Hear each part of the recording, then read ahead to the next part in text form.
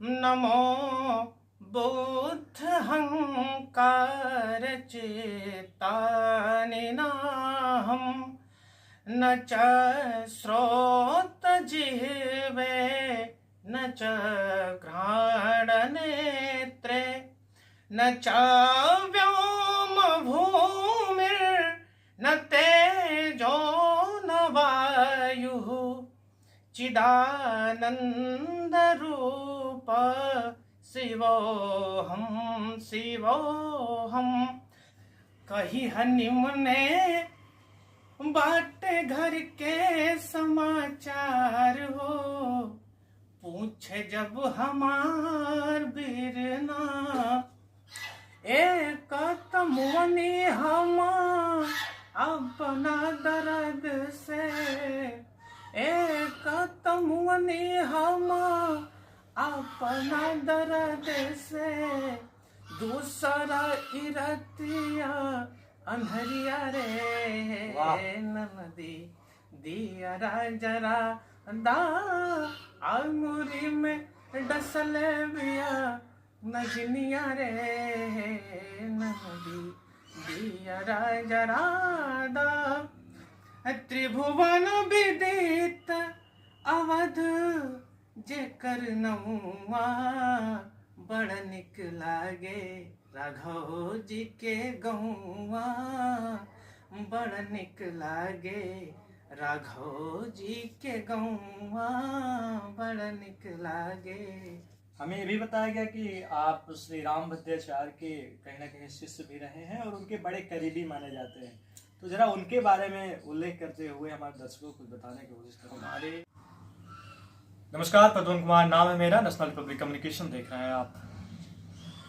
हम हमारे दोस्त के माध्यम से आज एक बहुचर्चित व्यक्ति के पास आ पहुंचे हैं जिसकी जुबान पर माँ सरस्वती विराजमान है। एक छात्र लाइफ में होते हुए एक व्यक्ति अपने आप को कहां तक निखार सकता है, उसकी प्रतिकाष्ठा यहाँ पे हमारे साथ मौजूद है और इनसे हम आज बातचीत करेंगे। और आपको बता दें कि इनकी जुबान पे माँ सरस्वती विराजमान है। भले ही अभी ये इतने वायरल नहीं है, लेकिन जब इनको आप सुनेंगे और जानेंगे तो आप एक बार सोचने पर मजबूर हो जाएंगे कि क्या वाकई में एक छात्र होते हुए किसी की जुबान पे ऐसे संगीत, ऐसी कला विराजमान हो सकती है। तो इनसे हम बात करने की कोशिश करते हैं।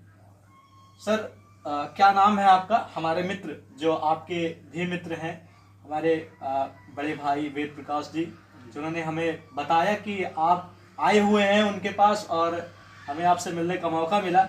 हमने ये भी सुना है कि आप बड़ा अच्छा गाते हैं और आपके पास आपके तर्कस में ऐसे तीर हैं जो लोगों को कहीं ना कहीं मोटिवेट भी कर सकते हैं और अपने पढ़ाई के दौरान कहीं ना कहीं गीत संगीत को गुनगुनाते गाते बजाते कहीं ना कहीं एक ऐसी अंतर ध्यान आपने वो कर लिया है कि अगर आप उसे किसी के सामने गाते हैं तो मजबूत हो जाता।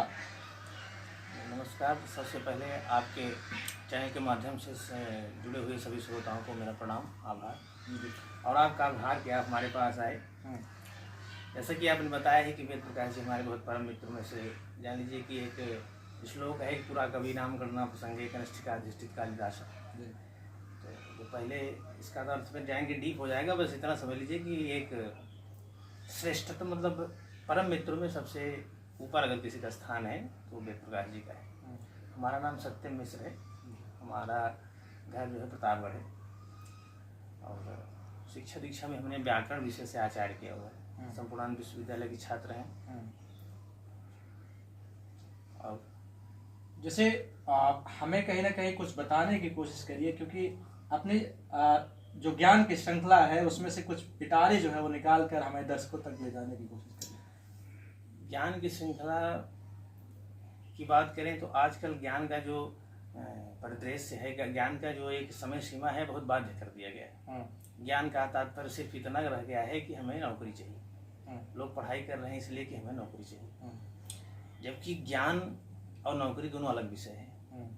नौकरी का अर्थ ये है कि हमें जीविकोपार्जन के लिए चाहिए। ज्ञान का अर्थ है कि हम समाज में या अपने परिवेश में जहाँ हम रह रहे हैं, जिस देश में पैदा हुए हैं, उस देश के प्रति उस परिवेश के प्रति, जिस धर्म में हम पैदा हुए उस धर्म के प्रति हम क्या कुछ दे पा रहे हैं, धर्म से पाए क्या और धर्म को दिए क्या। तो ज्ञान का विषय ये है और नौकरी का विषय ये है कि हम जीविकापार्जन कर रहे हैं। जैसे कि जानते हैं कि चाहे खग हैं, चाहे पशु पक्षी हैं, ये सब जीविकापार्जन कर रहे हैं सृष्टि में पैदा होने के बाद। लेकिन मनुष्य को ईश्वर ने दिमाग तो थोड़ा बहुत सबको दिया, लेकिन बुद्धि का स्वरूप जो है केवल मनुष्य को मिला।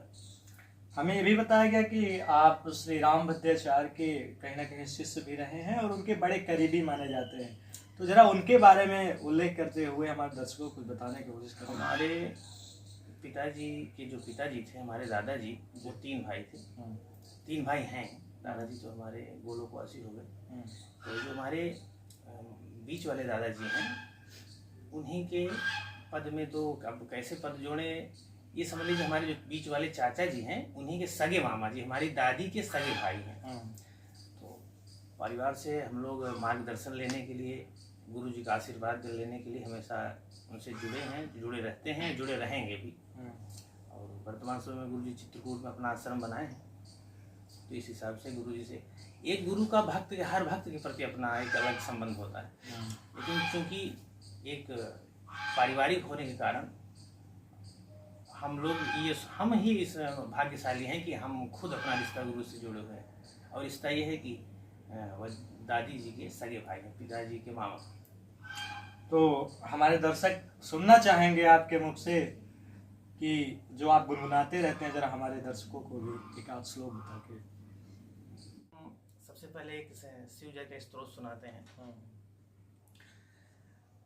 मनोबुद्ध हंकार चेतानि नाहं, नमो बुद्ध हंकार चेतानि नाहं, न च श्रोत जिह्वे न च घ्राण नेत्रे न च व्योम भूमिर्न तेजो न वायुः, चिदानंद रूप शिवोऽहं शिवोऽहं, न च प्राण संज्ञो न वै पंचवायुः, न वा सप्त धातुर्न वा पंचकोशः, न वाक्यानि पादौ न चोपस्थपायु, चिदानन्दरूपः शिवोऽहं शिवोऽहं। वाह, आप तो भगवान शंकर के भक्त भी हैं और आपने जिस तरीके से ये श्लोक सुनाया है भगवान शिव की आराधना करते हुए, तो ये कहा जाता है कि भगवान शंकर जो है इस सृष्टि के रचयिता हैं, जिसको लेकर आपने ये शानदार श्लोक जो है वो सुनाया। हमारे जो क्योंकि आप स्टूडेंट भी हैं और हमारे जो व्यूअर हैं वो कहीं ना कहीं ज़्यादातर युवा हैं, ज्ञान के पिटारे में आपकी श्रृंखला में युवाओं के लिए कुछ है क्या? के लिए तो कुछ न कुछ तो जरूर कहेंगे, क्योंकि भारत एक युवा प्रधान देश है। और हमारे यहाँ के वर्तमान समय में चाहे सामाजिक क्या कहें कि राजनीतिक क्या कहें, युवाओं को जिस तरह से अलग अलग प्रदेशों में, अलग अलग दिशाओं में बांट दिया गया है, बच्चे समझ नहीं पाते। शिक्षा के क्षेत्र में आधुनिकता के नाम पर जो अश्लीलताएं हैं, आधुनिकता के नाम पर जो लोग गलत दिशाओं में भ्रमित हो रहे हैं, जबकि भारत एक ऐसा देश है जहाँ गांव की संख्या देखें, जहाँ गांव से बच्चे इस क्षेत्र में बहुत आते हैं देश प्रेम। एक छोटा सा वाक्य हम सुनाएंगे कि जहाँ लोग कहते हैं कि गांव वाले बहुत कम पढ़े लिखे होते हैं, गांव के लोग कम जानते हैं शहर की अपेक्षा, लेकिन एक गांव से गए, मैं सेना में गया हुआ एक व्यक्ति को उनके पिताजी द्वारा क्या फीडबैक दिया जा रहा है, क्या कैसे वो अपना हाल चाल बता रहे हैं, आपको सुना दे रहे हैं।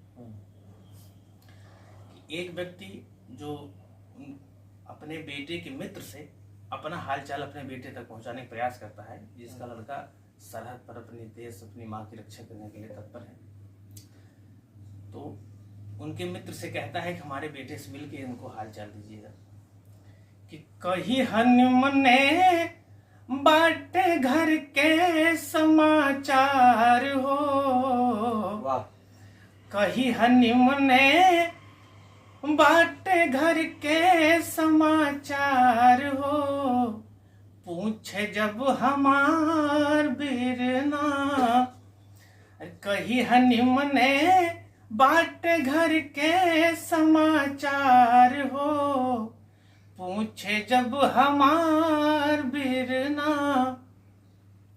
का चिट्ठी देई कह दिया गाँव नगर खुशहाली, का चिट्ठी देई कह दिया गाँव नगर खुशहाली, संकट में बाटे धरतिया सगरों भारत माई, संकट में बाटे धरतिया सगरों भारत माई, झोला लिहले रही हरदम तैयार हो, पूछे जब हमार बिरना, कही हनुमने बाटे घर के समाचार हो, पूछे जब हमार बिरना। एक गांव में गरीब निर्धन माँ बाप किसी तरह से जीवन गुजारा करते हुए हैं, लेकिन अपने बेटे को ये शिक्षा दे रहे हैं, अशिक्षित होने के बाद भी ये शिक्षा दे रहे हैं कि बम गोला से हमेशा झोला लेकर तैयार रहना, देश प्रेम पहले है, मातृ प्रेम पितृ प्रेम बाद में है। तो इस तरह से हमारे युवाओं को हर प्रकार से, हर परिदृश्य से, हर उद्देश्य से सिर्फ एक ही देशभक्ति वाद जो है, एक शब्द है जिसके शब्द में लास्ट में वाद लगा दिया जाता है। सिर्फ वाद हर जगह निषेध है, वाद का प्रयोग या वादी होना बिल्कुल, लेकिन दो जगह छोड़कर, एक तो राष्ट्रवाद और एक देशवाद, वो एक भक्तिवाद जो होता है वो चाहे राष्ट्र के प्रति हो, चाहे देश के प्रति हो, चाहे माँ बाप के प्रति हो, दो वाद तो बहुत आवश्यक है। बाकी यही, लेकिन अब दुर्भाग्य इस विषय का है, यही बात छोड़ के क्षेत्रवाद जातिवाद किसी भी वाद में कुछ नहीं रखा है, लेकिन सर्वोपरि एक ही वाद, एको अहम, जैसे एक सिद्धांत है कि एको अहम द्वितीयो नास्ति, एक ही वाद केवल राष्ट्रवाद। राष्ट्रवाद ही सबसे बड़ी भक्ति है, राष्ट्रवाद ही सबसे बड़ा पूजा है, राष्ट्रवाद ही सबसे बड़ा ज्ञानी होने का प्रमाण है, सबसे बड़ी डिग्री है, क्योंकि राष्ट्र है तो हम हैं। तो ये जो आपने सुनाया वो कहीं ना कहीं यहाँ के जो युवा हैं वो तो सेना में जाके सेवा जरूर देते हैं माँ भारती के लिए। कई लोगों ने अपने बलिदान दिए हैं, आज से नहीं, जब से ये आज़ादी मिली है, या आज़ादी पाने के लिए भी यहाँ की सपूतों ने भारत माता के लिए जान तो दिया ही है। और यहाँ के जो युवा हैं वो अपने सर कटाने के लिए देश के नाम पर तो तैयार रहते ही हैं, लेकिन जब वही देश प्रेमी बॉर्डर पर जाता है और उसे अपने माँ बाप को छोड़कर जाना पड़ता है, अपने घर द्वार को छोड़कर जाना पड़ता है, अपने खेत खलिहान को छोड़कर जाना पड़ता है, पुरानी यादों को छोड़कर जाना पड़ता है, और वहीं उसकी कोई प्रेमिका होती है जिसे भी छोड़कर उसे बॉर्डर पर माँ भारती की रक्षा करने के लिए जाना पड़ता है। कभी वो वापस आता है, कभी आ भी नहीं पाता। तो वियोग में जो उसकी प्रेमिका है वो अपने दोस्त कहिए, प्रिय कहिए, उससे क्या कहती है, उसको लेकर क्या आपके पास आपके ज्ञान के पिटारे में कुछ है? प्रेम में जो वियोग है, आपने कहा कि पति पत्नी का, देखिए संसार में बहुत प्रकार के प्रेम है। जैसे माँ बाप का जो प्रेम है, भाई भाई का जो प्रेम है, भाई बहन का जो प्रेम है, चाचा भतीजे का प्रेम है, उसी प्रकार से पति पत्नी का भी एक अलग ही प्रकार का प्रेम है। पति बॉर्डर पे तो चला जाता है, देश प्रेम के लिए चला जाता है, लेकिन पत्नी घर रह के, गांव में रह के या शहर में ही रह के जो भाव है पति के प्रति, साथ छूटेगा कैसे मेरा आपका, एक गजल है, उसका दो लाइन गुनगुनाना चाहता हूँ। साथ छूटेगा कैसे मेरा आपका, जब मेरा दिल ही घर बन गया आपका, जब मेरा दिल ही घर बन गया आपका, साथ छूटेगा कैसे मेरा आपका। डर है मुझको कि बदनाम कर दे कहीं, डर है मुझको कि बदनाम कर दे कहीं, इस तरह प्यार से देखना आपका, इस तरह प्यार से देखना आपका, इस तरह प्यार से देखना आपका, साथ छूटेगा कैसे मेरा आपका। आप आए बड़ी उम्र है आपकी, हमारे गांव में कहा जाता है कोई आता है किसी की चर्चा होने पे तो कहते हैं कि अरे रे उसका प्रेमी अब आ रहा है, कि बहुत उम्र है आपकी, कि आप आए, प्रेमिका अपने प्रेमी के लिए गा रही है, जी प्रेमिका अपने प्रेमी के लिए कह रहे हैं कि आप आए बड़ी उम्र है आपकी, आप आए बड़ी उम्र हो आपकी, बस अभी नाम हमने लिया आपका, बस अभी नाम हमने लिया आपका, जब मेरा दिल ही घर बन गया आपका, साथ छूटेगा कैसे मेरा आपका। तो आपने मीठी आवाज से हमें देश प्रेम, मातृ प्रेम और एक पत्नी या एक प्रेमिका कैसे अपने प्रेमी को सुनाती है, इसको लेकर आपने हमें सुनाया। लेकिन जो हमारे दर्शक हैं वो खास करके गोरखपुर, बस्ती, महाराजगंज और उत्तर प्रदेश के पूर्वांचल के क्षेत्र से ज़्यादा हैं, उन्हें हम ये भी आपसे रिक्वेस्ट करेंगे कि वो जो खाटी माटी है, खास करके लखनऊ के लोग और जो पूरे प्रदेश भर में, खास करके उत्तर प्रदेश में जो भोजपुरी बोली बोली जाती है, उसको लेकर हमें कुछ सुनाने की, अगर आपके श्रृंखला में कुछ हो तो हमें सुनाने की कोशिश करिए, ताकि हमारे जो दर्शक हैं जो उनकी मिट्टी की जो भाषा है उससे भी वो कुछ सुन सके आपकी जुबान से।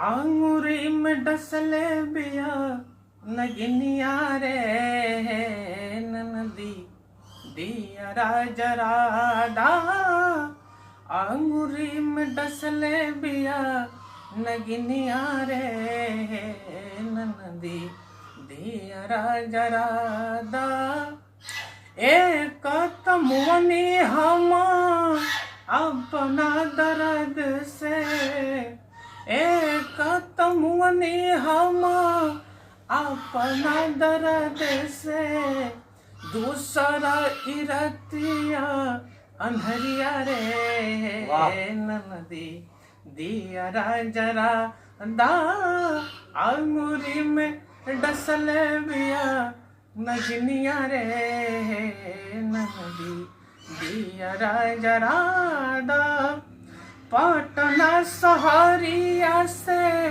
बैदा बुलाई दा, पटना सहरिया से बैदा बुलाई दा, ओ नहीं से उतरी जहरिया रे ए ननदी दिया जलादा, आंगुरी में डसल बिया नगनिया रे ननदी दिया जलादा। वाह, क्या क्या शानदार। तो आपने हमें तमाम चीज़ें बताएं। फिलहाल समय की कमी है, आपको भी कहीं निकलना है और हमें भी कहीं निकलना है। आप बराबर तमाम जगहों पे जाते रहते हैं और आप कहीं ना कहीं ये भी माना जाता है कि आप राम भद्राचार्य के रिश्तेदार होते हुए उनके बड़े करीबी हैं, उनके शिष्य भी हैं। और एक स्टूडेंट लाइफ में आपने जिस तरीके से अपने इस ज्ञान के पिटारे को और इस श्रृंखला को संजोए रखा है, वो कहीं ना कहीं हमारी जो संस्कृति है उसको आज इसी 10-15 मिनट में आपने भोजपुरी से लेकर मातृभाषा से लेकर मातृभूमि की जो चीज़ें हैं उसे गाकर अपने वाक्यों में सुनाया है, वो कहीं ना कहीं हमारे दर्शकों को अच्छा लगेगा। फिलहाल अब दीपावली आने वाला है और दीपावली पे आप हमारे दर्शकों को क्या सुनाएंगे, जरा कुछ सुनाए, उसके बाद हम आपसे विदा लेने की कोशिश करेंगे। पंक्तियों के माध्यम से ही कहना चाहते हैं कि त्रिभुवन विदित अवध जेकर नहुआ, त्रिभुवन विदित अवध जेकर नहुआ, बड़ निक लागे राघव जी के गौआ, बड़ निक लागे राघव जी के गौआ, बड़ निक लागे। जहाँ ब्रह्म राम शिशु गलियन में खेले, जहाँ ब्रह्म राम शिशु गलियन में खेले, अंजुरी में भरी भरी अरे धूर सिर में ले, अंजुरी में भरी भरी धूर सिर में ले। जहाँ नक बहू चले, जहाँ नक बहू चले, कली तप दबुआ, बड़ निक लागे राघव जी के गौआ, बड़ निक लागे।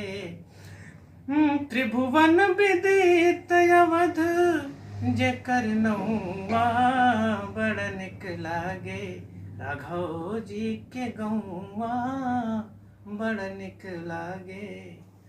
क्या क्या प्यारा आपने गीत सुनाया, जो मुझे लगता है कि मेरे दर्शकों को भी पसंद आएगा। और जो भी लोग हमारा ये वीडियो देख रहे हैं, उनसे ये रिक्वेस्ट है कि इस वीडियो को काफ़ी लोगों तक शेयर करें, क्योंकि इन्होंने जो गीत सुनाई है वो कहीं ना कहीं गांव से लेकर भगवान राम की आकृति बनाती है। और दिवाली के मौके पर कहीं ना कहीं आप सभी लोगों को इसको लेकर इस गाने को लेकर मुझे लगता है कि आपको अच्छा लगा होगा। और जो भगवान राम की इन्होंने अंतिम में अपने गीत के माध्यम से चर्चा की, वो कहीं ना कहीं सबसे प्यारा माना जा सकता है। फिलहाल हम इन्हीं शब्दों के साथ आपसे विदा लेते हैं, तब तक के लिए देखते रहिए नेशनल रिपब्लिक कम्युनिकेशन।